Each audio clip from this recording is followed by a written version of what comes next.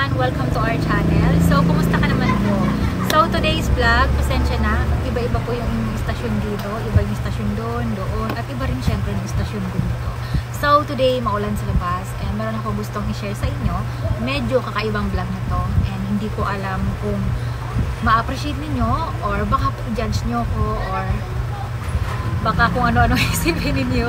But it's up to you kung ano yung gusto mong maisip while na ma-watch mo yung vlog na to. Kasi medyo kakaiba talaga to. Baka magulat kayong lahat. But yes, gusto ko lang i-share sa inyo. And baka sakaling makakuha kayo ng konting idea kung ma-inspired ka. And stay tuned and happy watching. So everyone, short story muna. Andito ako ngayon sa tindahan. Today is Sunday, September 19, 2021. And maulan sa labas. And nabanggit ko na ba sa inyo na ang kapitbahay ko dito sa right side ay nagtitinda ng mga gulay. Different kinds of gulay. And today, alam niyo yung Pechay Bagyo. Diba? Bago nagtitinda yun, kailangan mo nang tanggalin yung mga sa gilid niya. Kasi, nangingitim na, madilaw na. So, syempre, tatanggalin yun para maging fresh yung Pechay Bagyo. And siyempre, kapag madilaw yun, wala masyadong bibili ng mga customer. Lalo na kung ang customer ay maarte sa buhay.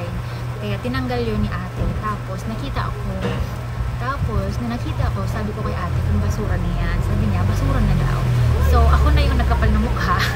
Na sinabi ko na, wag nang itapon, akin na lang. Gawan ko ng paraan na i-sort out ko yung mga dilaw at mangitim doon sa pwede pang magamit, pwede pang makain, maluto. So yun, kung binigay sa akin ni ate, kaya tuwa ako. Kaya, nasabi ko, nakakaiba yung vlog ko ngayon. Kasi, ang vlog natin ngayon ay may pagkain sa basura.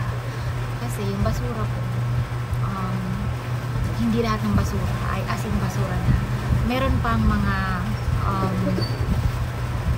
pagkain dyan, mga gamit na pwede pang gamitin, pwede pang kainin. Like yung binigay sa akin ni ate ngayon, binigay niya sa akin ay yung mga pinagtanggalan niya na hindi na maganda, na Pechay Bagyo sa ibabaw.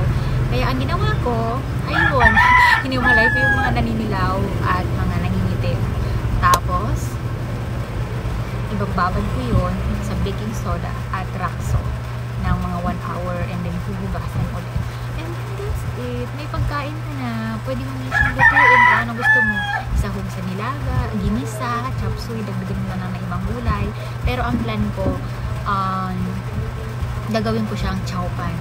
May red rice ako or brown rice sa bahay. Tapos, ang gagawin ko, ihiwain ko siya ng maliliit and then, ihahalo ko siya sa rice ko. Half cook with hindi ko pa alam kung ano yung sa kung ulam. Kung minced na pork or fish or egg or sausage, bahala na. Or kung wala man sahog. Basta, importante, maisahog ko siya sa rice and magiging ala chow pan siya. Pechay Bagyo rice. So, diba? So, yeah. Thank you everyone for watching. Kita ka sa inyo. A few moments later.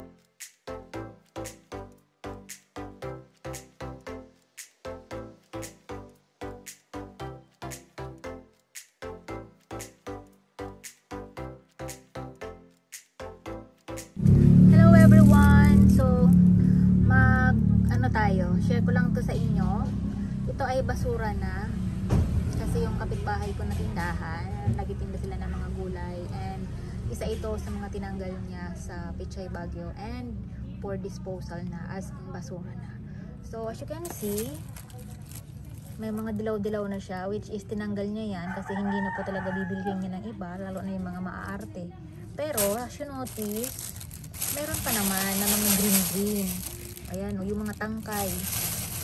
Ayan. So, kung madiskarte ka at hindi ka maarte, pwede pa yan magawa ng paraan. So, di ba? Hugasan mo lang yun na maayos. Ngayon, ito yung mga tinanggal ko. Ayan. And ito yung mga na-save ko. O, di ba? Ayan. Nawala na yung mga dilaw-dilaw and itim-itim.